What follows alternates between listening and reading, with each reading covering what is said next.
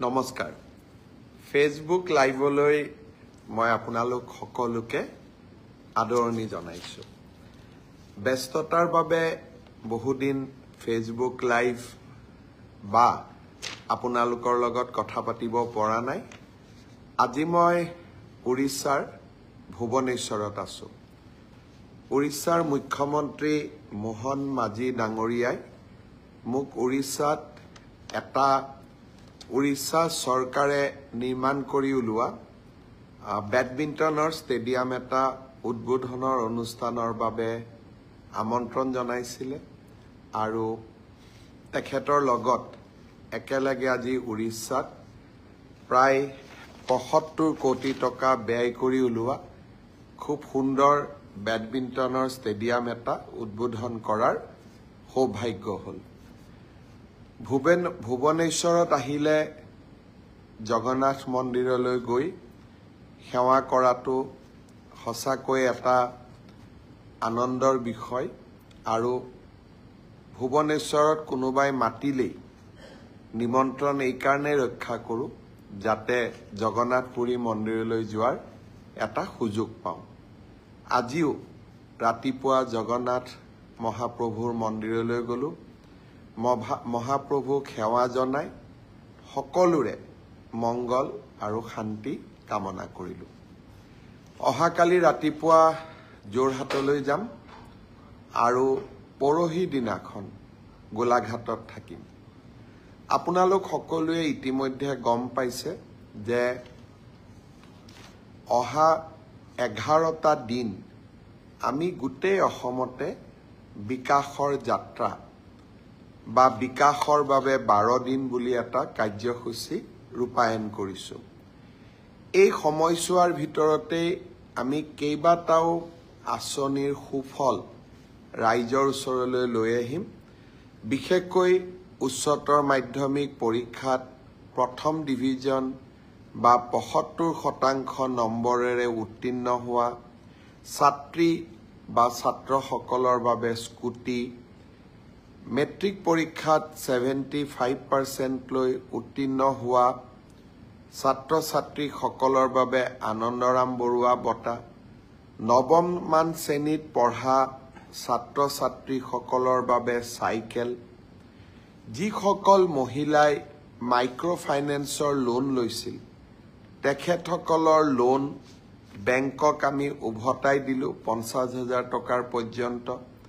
এতিয়া বেংকৰ পৰা পোৱা নো ডিউজ চাৰ্টিফিকেটখনো আমি এই সময়ছোৱাৰ ভিতৰতে বিতৰণ কৰিম আৰু তাৰ লগতে বিধ্বস্ত যোৱাবাৰ বানপানীয়ে বিধ্বস্ত কৰি থৈ যোৱা পৰিয়ালসমূহলৈও এই সময়ছোৱাৰ ভিতৰতে আমি আৰ্থিক সাহায্য বিতৰণ কৰিম অহা 15 তাৰিখে অসমৰ প্ৰায় 20 লাখ লোকক আমি নতুনকৈ ৰেচন কাৰ্ডৰো যোগান ধৰিম আৰু এনে ধৰণে মই সিদিনাখন হিচাপ কৰি চাইছিলো যে প্ৰায় 30 লাখ লোকক বা প্ৰায় 15 লাখ বা 12 লাখ পৰিয়ালক আমি এই সময়ছোৱাৰ ভিতৰত বিভিন্ন আঁচনিৰ জৰিয়তে আমি সহায় কৰিব পাৰিম আৰু সেইভাবে বিকাশৰ 12টা দিন আৰু এই 12টা দিনত আমাৰ মন্ত্ৰী সভাৰ সদস্যসকলে আৰু মই নিজেও গোটেই ৰাজ্যখনত য'ত যেনেকে পাৰো জিলাৰ সদৰসমূহলৈ গৈ এই আঁচনিসমূহৰ সুফল ৰাজ্যবাসীক বিতৰণৰ বাবে চেষ্টা কৰিম অৱশ্যে 17 তাৰিখে মই ভূটানলৈ যাম ভূটানৰ ৰজাই তেখেতসকলৰ ৰাষ্ট্ৰীয় দিৱসৰ দিনাখন মোক বিশেষভাৱে নিমন্ত্ৰণ কৰিছে অনুষ্ঠানত উপস্থিত থকাৰ বাবে ভূটান আমাৰ প্ৰতিবেশী ৰাষ্ট্ৰ যোৱা বছৰ ভূটানৰ ৰজা আমাৰ অসমলৈ আহিছিল আৰু এইবাৰ তেখেতে মোক ভূটান ভ্ৰমণৰ বাবে নিমন্ত্ৰণ জনাইছে অনাগত দিনত ভূটানৰ সৈতে আমাৰ সুসম্পৰ্কৰ সুযোগ লৈ ভূটানৰ পাদদেশত অৰ্থাৎ ভূটানৰ পাহাৰৰ ঠিক তলতে থকা আমাৰ জিলাসমূহলৈ উন্নত জলসিঞ্চনৰ ব্যৱস্থা, ভূটানৰ পানীৰে উন্নত খোৱা পানী যোগান আঁচনি আৰু ভূটানত উৎপন্ন হোৱা জলশক্তি অসমলৈ লৈ আহি অসমৰ বিদ্যুতৰ নাটনি জোৰাতাপলি মৰাকে ধৰি কেইবাটাও নতুন কামৰ কথা বা নতুন বিষয় মোৰ ভূটান ভ্ৰমণৰ সময়ত সেই ৰাষ্ট্ৰৰ মন্ত্ৰী প্ৰধানমন্ত্ৰী তেখেতসকলৰ লগত মই আলোচনা কৰিম। গুৱাহাটীৰ পৰা ভূটানৰ গেলেফুলৈও এটা ৰেল লাইন নিৰ্মাণৰ কথা চিন্তা কৰি থকা হৈছে আৰু মোৰ যাত্ৰাৰ সময়ত বা মই তাত থকাৰ সময়ত এই বিষয়টো আলোচনা কৰিম। শ্ৰদ্ধাৰ অসমবাসী ৰাইজ, যোৱা সেই প্ৰতিজ্ঞাকে আকৌ এবাৰ স্পষ্ট ৰূপত জনমানসত পৰীক্ষাত উত্তীৰ্ণ হ'ব পাৰিছে। সেই বিষয়ে ইতিমধ্যে তেওঁলোকে সংবাদ মাধ্যম সামাজিক মাধ্যমত প্ৰচাৰ আৰু প্ৰকাশ কৰিছে। তৃতীয় শ্ৰেণী চতুৰ্থ শ্ৰেণী ৰাজপত্ৰিত বিষয়া লোকসেৱা আয়োগৰ পৰীক্ষা এই সকলো বিলাকতে মেধাৰ ওপৰত যি এক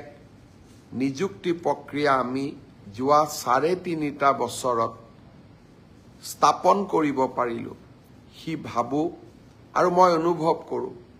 সি আমাৰ চৰকাৰৰ কাৰ্যকালৰ এটা হাই পইণ্ট অৰ্থাৎ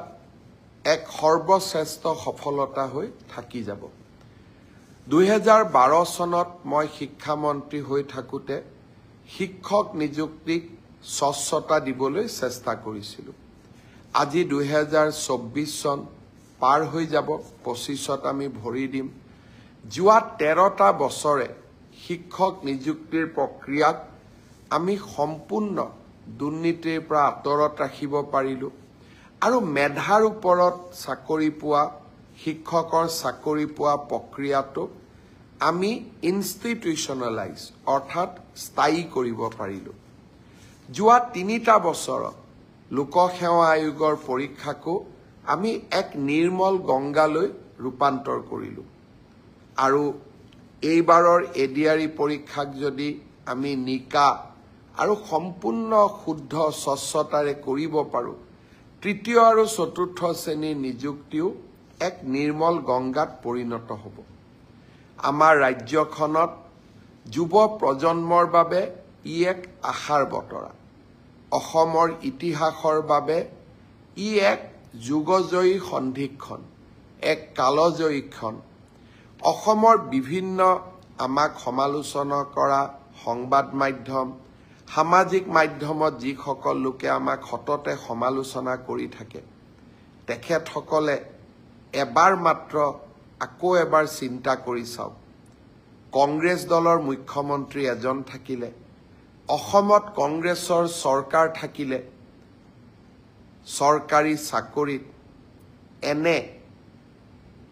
নিৰ্মলতা স্বচ্ছতা সম্ভৱ হ'লহেঁতেন নেকি? আমাক সমালোচনা কৰা সকলেও এটা মুহূৰ্তৰ বাবে কংগ্ৰেছৰ সেই শাসনকাললৈ মনত পেলাওক। ডাঙৰ ডাঙৰ মন্ত্ৰী ল'ৰা, বিষয়াৰ ল'ৰা, ধনী আঢ্যবন্ত পৰিয়ালৰ ল'ৰা ছোৱালী, ১ কোটি টকাৰ লৈ উপঢৌকন, ৰাকেশ পালৰ দৰে ব্যক্তিৰ সৃষ্টি আৰু অসমৰ দৰিদ্ৰ মধ্যবিত্ত সমাজখনত অগাধ লুণ্ঠন এই কংগ্ৰেছৰ শাসনকালৰ স্বাক্ষৰ আছিল। আজি আমাৰ শাসনকালত আমি সেই ব্যৱস্থাক প্ৰত্যাহ্বান জনালোঁ, সেই ব্যৱস্থাক আমি সফলতাৰে পৰিৱৰ্তন কৰিলোঁ আৰু আজি সমগ্ৰ দেশেই স্বীকাৰ কৰিবলৈ বাধ্য হৈছে যে আজি অসমৰ চৰকাৰে অসমৰ ৰাইজে টকা পইচা নিদিয়াকৈ চাকৰি পোৱাৰ ব্যৱস্থা এটাক আদৰণি জনাইছে আৰু তাক আমি আনুষ্ঠানিক ৰূপ দিছোঁ। পৰীক্ষাৰ ফলাফল হ'ল। এইবাৰ এই পৰীক্ষাৰ ফলাফলত দুটা নতুন বৈশিষ্ট্য আছিল। যোৱা কিছুদিন আগতে কেবিনেটত আমি এটা সিদ্ধান্ত লৈছিলোঁ। অসমৰ আটাইতকৈ আদিমতম আৰু আটাইতকৈ প্ৰাচীন জনগোষ্ঠী দুটাই আছিলে মৰাণ আৰু মটক।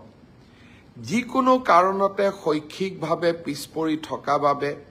সেই জাতিটোৰ পৰা আজিও দুইটা জনগোষ্ঠীৰ পৰা আজিও এজন মেজিষ্ট্ৰেট বা DSP বা লোকসেৱা আয়োগত পৰীক্ষা পাছ কৰা যুৱক যুৱতী আমি ভবা ধৰণে নিৰ্মাণ কৰিব পৰা নাছিলোঁ। মই এবাৰ প্ৰতিশ্ৰুতি দিছিলোঁ যে মৰাণ জনগোষ্ঠীৰ বাবে এটা মেজিষ্ট্ৰেটৰ পোষ্ট আৰু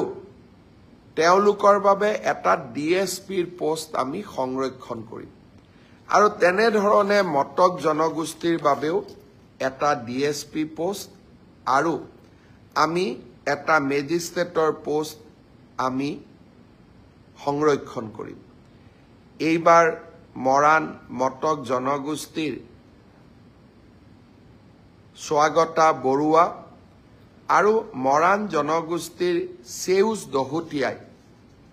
এই সংৰক্ষিত আসনত ACSত উত্তীৰ্ণ হ'বলৈ সক্ষম হ'ল। ঠিক তেনেধৰণে মটক জনগোষ্ঠীৰ ত্ৰিনয়ন দত্ত আৰু প্ৰাচিত মৰাণ জনগোষ্ঠীৰ পৰা DSP পোষ্টত সংৰক্ষিত আসনত নিযুক্তি পাবলৈ সক্ষম হ'ল। ইয়াৰ উপৰিও মটক জনগোষ্ঠীৰ 3 গৰাকী যুৱক যুৱতীয়ে সুস্মিতা বৰুৱা, দিবাকৰ গোহাঁই আৰু ইন্দ্ৰাণী সেনাপতিয়ে মেধাৰ ভিত্তিত লোকসেৱা আয়োগৰ পৰীক্ষাত উত্তীৰ্ণ হ'বলৈ সক্ষম হ'ল। যি ধৰণে আমি অসমৰ খিলঞ্জীয়া জাতি সত্তাসমূহৰ উত্থানৰ বাবে কাম কৰি আছো, এই অসম লোকসেৱা আয়োগৰ পৰীক্ষাত মৰাণ আৰু মটক জনগোষ্ঠীয়ে পোৱা ন্যায়ে আমাৰ চৰকাৰৰ অসমৰ খিলঞ্জীয়া জাতি সত্তাৰ প্ৰতি থকা একান্ত শ্ৰদ্ধা আৰু ভক্তিক আকৌ এবাৰ সন্মুখলৈ লৈ আহিলে। এই কামবোৰ আগৰ চৰকাৰবিলাকৰ দিনতো হ'ব পাৰিলেহেঁতেন, কিন্তু আজি আমি সেই দায়িত্বসমূহ পালন কৰিছোঁ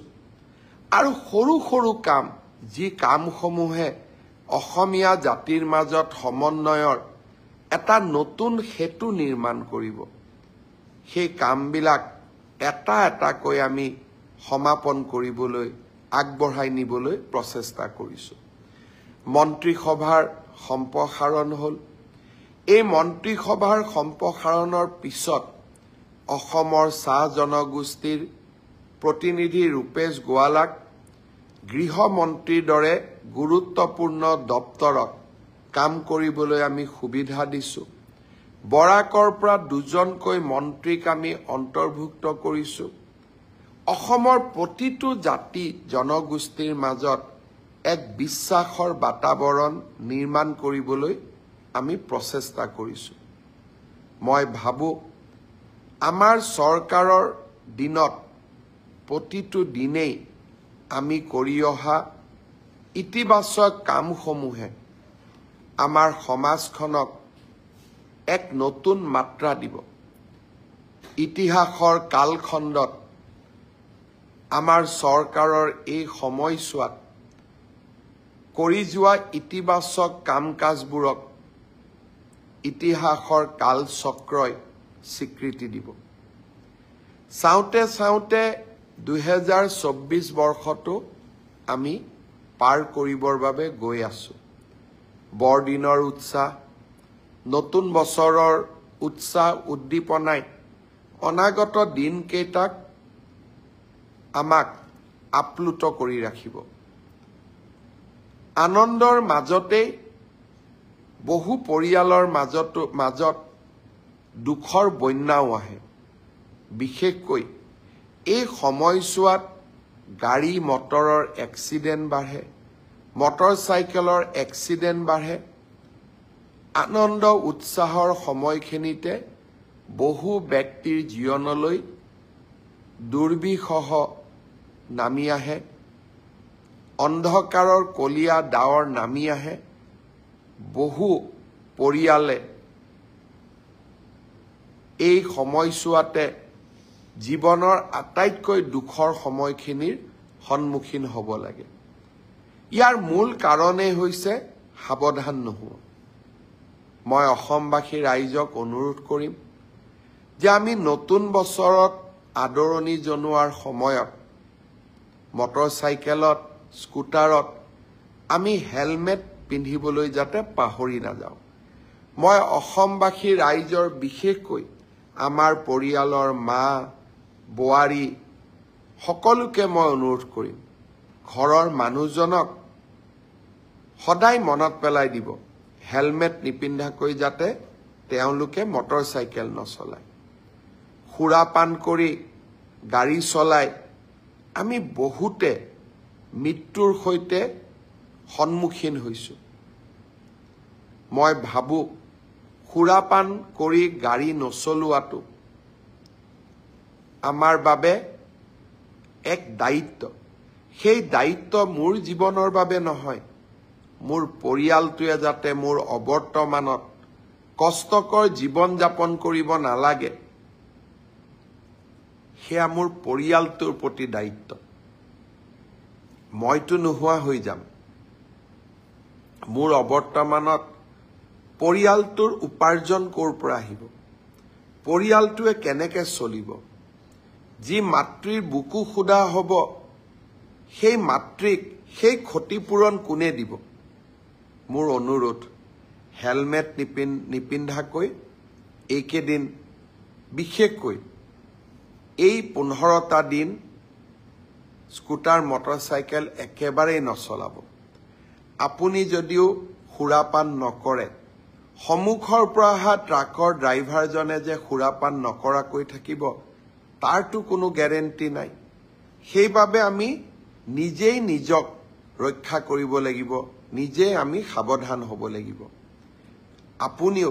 সুৰাপান কৰি গাড়ী নচলাব লাহে লাহে শীতৰ ৰাতিবোৰ আকৌ আমাৰ মাজলৈ উভতি আহিছে শীতকালত ৰাতিপুৱা সময়ত কুঁৱলীয়ে সমগ্ৰ পৃথিৱীখন ঢাকি ৰাখে যোৱা বছৰ দেৰগাঁৱত হোৱা সেই দুখ লগা দুৰ্ঘটনাৰ ছবি মোৰ এতিয়াও মনত আছে মই যেতিয়া দুৰ্ঘটনাৰ পিছত দেৰগাঁৱলৈ গৈছিলোঁ সন্তানহাৰা মাতৃসকল স্বামীহাৰা পত্নীসকলক দেখা পাই দুখত ম্ৰিয়মান হৈ পৰিছিলোঁ যোৱা কেইদিনমান আগতে মই ডায়েৰী মোৰ এই বছৰৰ ডায়েৰীখন প্ৰকাশ কৰিবলৈ যোৱাৰ বাবে ডায়েৰীৰ পাতবোৰ চাই থাকোঁতে সেই দিনটোৰ ডায়েৰীখন পঢ়িবলৈ যাওঁতে মই পুনৰ মনত সেই একে কষ্টই অনুভৱ কৰিছিলোঁ মই অনুৰোধ কৰিম পিকনিক আমি খাব যাম কিন্তু কুঁৱলী থাকোঁতে বাছখন কুঁৱলীৰ মাজেৰে চলাই লৈ যোৱাৰ কোনো প্ৰয়োজন নাই আমি আমাৰ সময়সীমাৰ পৰিৱৰ্তন কৰিব পাৰোঁ ড্ৰাইভাৰজনক ভালকৈ শুব দিব পাৰোঁ আৰু ড্ৰাইভাৰজনে যাতে মদ নোখোৱাকৈ পিকনিকৰ বাছখন চলাইছে তাক আমি চাব পাৰোঁ যিসকল লোকে পিকনিক পৰিচালনাৰ দায়িত্বত থাকিব তেওঁলোকৰ দায়িত্ব খালি পুঁজি সংগ্ৰহ কৰা পিকনিকৰ খাদ্যদ্ৰব্য যোগাৰ কৰা খাদ্যদ্ৰব্য ৰন্ধন কৰা এইটোতে সীমাবদ্ধ হৈ নাথাকে পিকনিক খাবলৈ যোৱাসকলক সুৰক্ষিত কৰি ঘৰলৈ উভতাই লৈ অহাও সংগঠকসকলৰে দায়িত্ব মই আশা কৰোঁ অহা কেইটামান দিন পিকনিকৰ বতৰ বৰদিনৰ বতৰ